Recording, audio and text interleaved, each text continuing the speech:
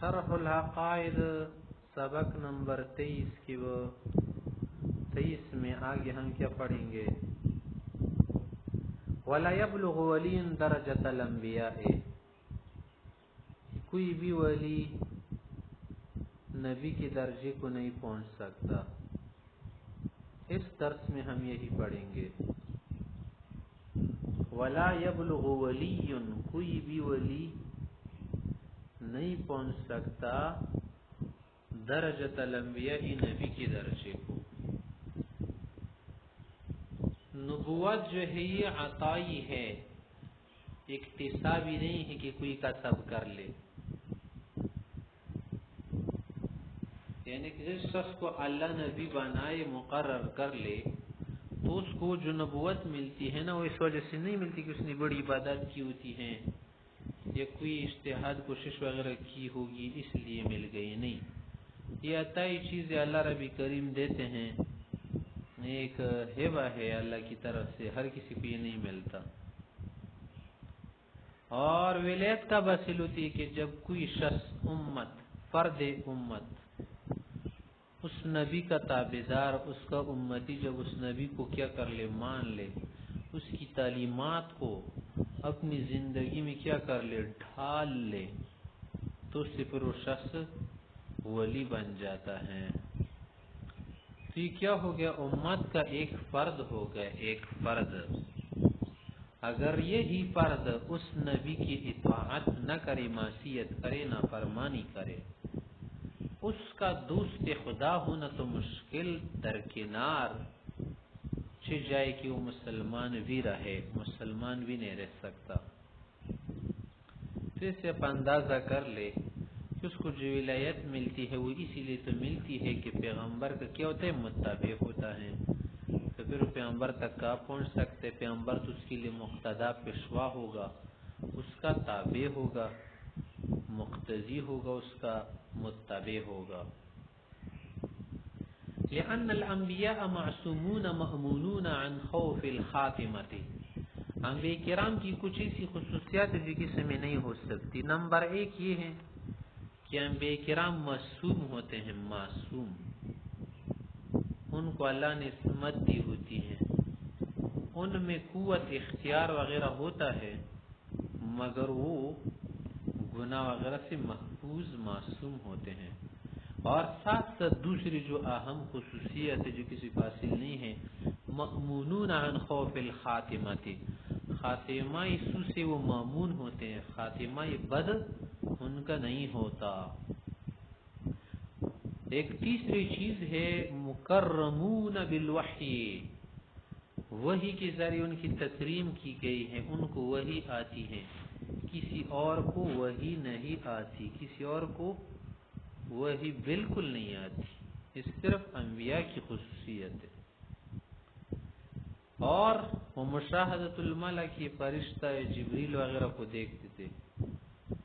مأمورون بتبلیغ الاحکام و ارشاد الانام بعد الاتصاب بکمالات الاولیاء، کہ وہ اس کی مأمور تھے کہ احکام کی تبلیغ کرے، انام منا مخلوقات، امت کی کیا کرے، رہنمائی کرے، ارشاد کرے، بعد اس کے کہ اولیاء کرام کی جو کمالات ہو ان میں موجود ہو۔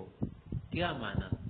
ولی کی ولایت مثلا یہاں سے سٹارٹ ہو گئی، یہاں پر ختم ہو گئی، تو یہاں سے جو سٹارٹ ہو گئی نا، جا رہی جا رہی جا رہی جا رہی، یہاں پر رک گئی۔ دیکھ یہاں سے ولایت کی تو ابتدا ہو گئی نا، یہاں پر انتہا ہو گئی۔ تو جہاں پر ولایت رک جاتی ہے، اس کے کمالات رک جاتے ہیں، اپنے منتہا پر پہنچ جاتی ہیں، وہاں سے نبوت شروع ہو جاتی ہے، تو نبی کا درجہ بہت بڑا ہوا ہے۔ مثلا ایک چیز ہے، وہ 7ویں زمین سے شروع گئے، پہلی زمین پر رک گیا، یہ نہیں جا سکتے نا اوپر فضا خلا میں، آسمان تک، تو یہاں تک مثلا آپ ولایت سمجھ لے۔ اس کے بعد زمین سے لے کر اوپر تک جاتے جاتے یہ سمجھ لے، گویا کہ ایک مثال کے طور پر بلا تشبیہ، یہ کیا ہے؟ نبوت سمجھ لے۔ ہر ولی ولی ہوتا ہے، اللہ کا دوست ہوتا ہے، مگر نبی نہیں ہو سکتا۔ اور جو نبی ہو تو نبی بھی ہوتا ہے ولی بھی ہوتا ہے. ایسا نہیں ہو سکتا کہ نبی ہو ولی نہ ہو.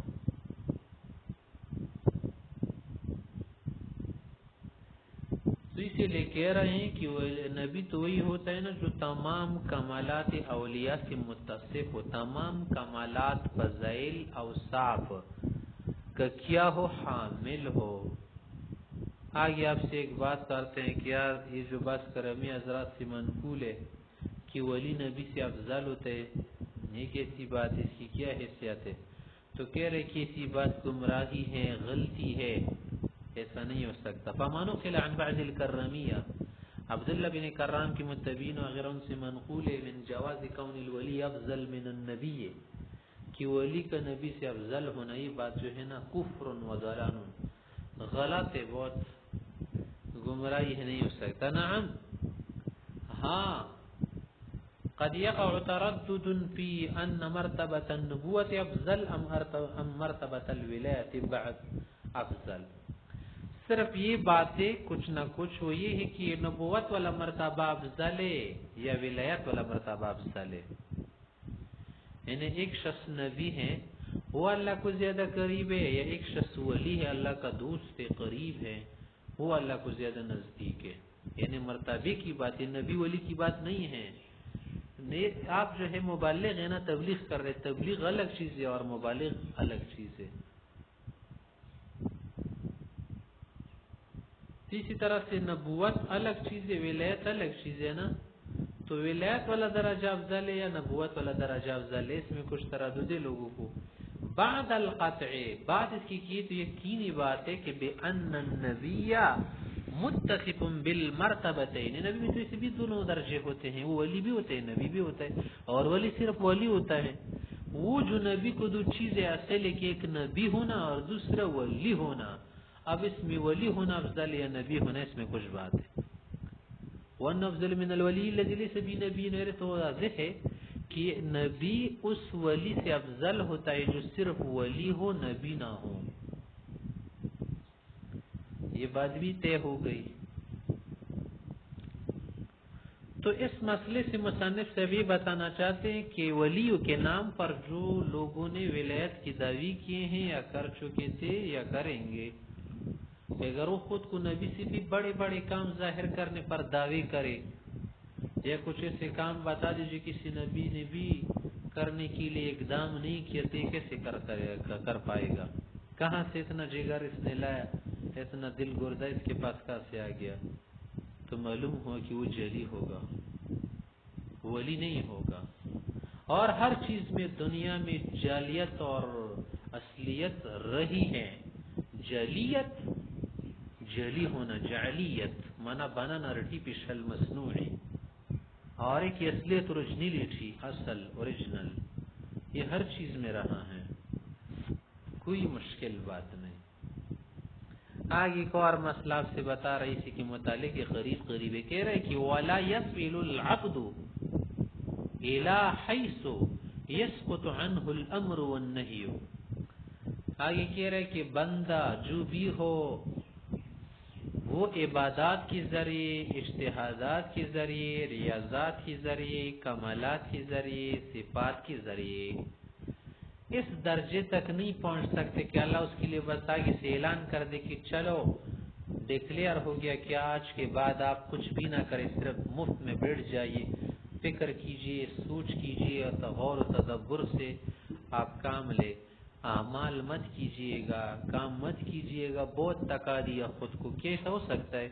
کہہ رہے ہیں نہیں, ایسا نہیں ہو سکتا کہ کوئی بندہ اس درجے تک پہنچ جائے کہ اللہ اس کو معاف کرے کہ چلو آج کے بعد تم اعمال مت کرو, نہ نماز پڑھو, نہ حج کرو, نہ جہاد کرو, نہ زکوٰۃ دو, نہ ذکر کرو, نہ کچھ کرو, نہ کچھ, صرف ایک بات ہے کہ فکر کرو. کیسا ہو سکتا ہے؟ نہیں. پھر تو وہ بندہ نہیں رہا, عبد نہیں رہا. جب وہ عبادات کو چھوڑ دے, عبد کہاں رہا؟ پھر تو وہ کیا ہو گیا؟ آزاد ہو گیا, مطلق العنان ہو گیا. اور اللہ نے کسی کو عبادت سے آزاد نہیں پیدا کیا, سب کو بنایا ہی عبادت کے لیے, چاہے وہ نبی ہی کیوں نہ ہو, عبادات کریں گے. تیسری سے کہہ رہے کہ ایسے بھی جیلی لوگ دنیا میں رہے ہیں، رہیں گے، رہے تھے، ہوں گے شاید، کہ وہ یہ سمجھ لے کہ ہم نے تو بڑی ریاضات سے کیا کر دیا، خود کو تکا دیا، زندگی کو کیا کر دیا، ہم نے مٹا دیا کہ دانا خاک میں مل کر گل گلزار ہو جاتا ہے۔ ہم تو بس کیا ہو گئے، مٹ چکے ہیں، روحانی دنیا میں چلے گئے ہیں، اس دنیا سے تو ہم پروازی کر چکے ہیں۔ ہم صرف کیا کرتے، سوچتے ہیں، بس اللہ کے متعلق یاد میں لگے رہتے ہیں، کچھ بھی نہیں کریں گے۔ ایسا شاید اس سے وہی خیال لے دے کہ جیسے بعض اوقات ایک شخص کسی شیخ کے پاس، شیخ سیٹ وغیرہ کے پاس ہو، یا کسی اور شخص کے پاس، اس کے پاس مزدوری کام کاج کرتے کرتے بعض اوقات اس کے لیے معاف کر دیتے، یار تم نے بہت تکا دیا خود کو، آج کے بعد صرف ہمارے پاس مفت میں بیٹھ کر دو، آئے کرو، ہم آپ کو تنخواہ بھی دیں گے، کام بھی دیں گے، اور پیسے آپ کے پاس جائیں گے۔ جیسے دنیا میں ہوتا ہے نا، جب آدمی زیادہ قریب ہو جاتے کسی کا تو آخر میں اس سے ڈیوٹیز ختم کر دیتے ہیں، مفت میں تنخواہ۔ تو شاید وہ کچھ جیلی لوگ بھی سے سمجھے کہ ہم نے بہت کام کر دیا، اللہ کے لیے بڑی محنت کی، تو شاید ہمیں مفت میں ثواب شروع ہو جائے، اجر کچھ بھی نہیں کریں گے، صرف بیٹھیں گے۔ ایسا ممکن نہیں ہے، ولا يصل العبد، بندہ ایسا نہیں ہو سکتا، نہیں پہنچ سکتا اس درجے تک، مادام عاقلا، جب تک اس میں عقل ہو۔ ہاں مجنون ہو جائے تو الگ بات ہے کہ اس سے احکام سکے تو جاتے کوپڑی ختم ہو گئی، بالغ ہو، بچہ نہ ہو، الہ حیث اس درجے تک نہیں پہنچ سکتے، اسقط عنہ الامر والنہی، کہ اللہ کا امر اور اس کی نہی منسوخ ہو جائے، ختم ہو جائے، کیونکہ پھر تو مامور منہی نہیں رہا۔ لعموم الخطابات، عام خطابات وارد، اللہ کا حکم ہے کرتے رہو، اعمال کر، دنیا میں محنت کرو، مشقت اٹھاؤ، جفکشی کرو، مفت میں مت بیٹھو۔ الوارد فی التکالیف، تکلیفوں کے متعلق وارد، و اجماع المجتہدین علی ذلک، تمام مجتہدین کا اس پر اتفاق۔ وذهب بعض الاباحیین، کچھ ایسے لوگ جس کو اباحی کہتے ہیں، اباحی معنی اباحت سے نکلا ہے، جو خود کے لیے جائز بنانا چاہتے ہیں کہ کیا کرے، وہ یہ خیال کرے کہ یار ہم نے بہت کچھ کیا، عبادات کی، آج کے بعد عبادات مشقت ہی نہیں اٹھائیں گے، نمبر 2 گناہوں سے بہت بچ گئے، آج کے بعد بہت سارے گناہ کریں گے کیونکہ ہمارے لیے فری ہو گئے۔ وہ کہتے کہ لأن العبد اذا بلغ غایت المحبہ، کہ جب انسان اللہ کے ساتھ بہت زیادہ محبت میں آگے بڑھ جائے، انتہا کو کیا کرے، پار کرے، وصفاء قلبی، اس کا دل شیشے کی طرح، آئینے کی طرح صاف ہو جائے، واحتضار الایمان علی الکفر من غیر نفاق، اور اس کا ایمان بالکل کیا ہو جائے، بغیر کسی نفاق کی بالکل خالص رہے، سقط عنہ الامر والنہی، نتا اللہ کی وہ کیا کرے، کام کرے، محنت کرے، عبادات و اعمال کرے، اور نہ گناہوں سے بچے۔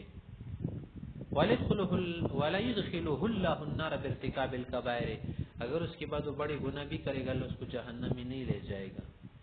وَبَعْضٌ کچھ اس طرح کے لوگ اس طرف خیال کر چکے گئے ہیں کہ لَأَنَّهُ تَسْقُطُ عَنْهُ الْعِبَادَاتُ الظَّاهِرَةُ، کہ بس صرف اس کی ظاہری عبادات ہے، وہ تو ساکت ہو جاتی ہیں، وہ نہیں کرے گا، وَتَكُونُ عِبَادَاتُهُ التَّفَكُّرُ، صرف کیا کرے گا، باطنی عبادت میں لگ جائے گا، تفکر، تدبر، سوچ وغیرہ کرے گا، یاد الہی میں بس صرف رہے گا۔ وَهَذَا كُفْرٌ وَضَلَالٌ، ایسی بات کفر ہے، ضلالت ہے، گمراہی ہے، غلطی ہے، کیونکہ کسی بھی سماوی کتاب میں ایسی بات نہیں ہے کہ آج کے بعد آپ مفت فری ہیں، آپ کے لیے کوئی قید نہیں ہے، ایسا نہیں۔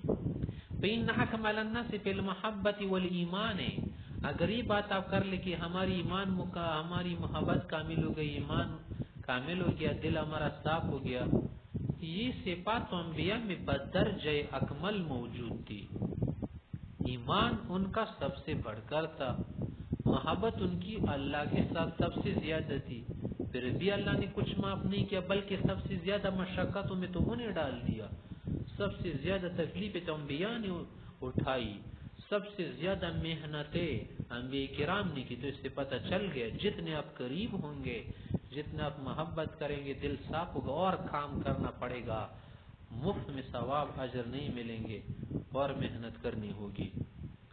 خصوصاً کہہ رہے کہ محبت ایمان میں آگے بڑھی ہوئی لوگ ہم الانبیاء، خصوصاً حبیب اللہ تعالی صلی اللہ علیہ وسلم، خصوصاً انبیاء میں سردار انبیاء رسول اللہ علیہ السلام، اس کے لیے بھی اللہ نے کچھ معاف نہیں کیا کہ آپ آج کے بعد عبادت نہ کرے بہت تک گئے، ایسا کچھ نہیں۔ مع ان التکلیف فی حقہم اتم و اکمل، یہ تکلیف ان کے لیے تو اور کیسی کامل تھی۔ ہاں چل یہاں پر اگر آپ یہ حدیث لے کر آئے کہ یار رسول اللہ صلی اللہ علیہ وسلم نے تو فرمایا ہے کہ جب اللہ کسی انسان سے محبت شروع کرے تو اس کے بعد وہ انسان جب کوئی گناہ کرے گا نا، اس گناہ سے اس کو کوئی تکلیف ضرر نہیں ہوگا، تو اس کا معنی ہم یہ کریں گے یار یہ مطلب اس کا نہیں ہے کہ اس کے بعد اس کے لیے فری ہو گئے گناہ، کہ اللہ جب کسی انسان کو محبوب بنائے نا تو اللہ اپنی محبت کی وجہ سے بعض گناہوں کے وبال سے اس کو بچاتا ہے، کہ چلو میرا دوست ہے، اس پر قہر نازل نہیں کرتا، اس پر عذاب نازل نہیں کرتا، اور اس کو بچاتا ہے اکثر گناہوں کی جو کیا ہوتی ہے جگہ ہوتی ہے، وہ اس کو موقع نہیں دیتا کرنے کا۔ اور مقول علیہ السلام پیغمبر صلی اللہ علیہ وسلم کی یہ بات کہ اگر اس سے آپ کو یہ وہم غلطی لگے کہ اذا حب اللہ عبدا، کہ اللہ جب کسی انسان سے محبت شروع کرے لم یضرہ ذنب، گناہ اس کو ضرر نہیں دے گا، کیا معنی اس کا؟ فمعناه انه عاصمه من الذنوب، گناہ سے اللہ اس کو بچائے گا، جو بھی گناہ ہوگا اس کو سے دور رکھے گا، فلم یلحقه ضررها، اس کا ضرر اس سے نہیں پہنچے گا۔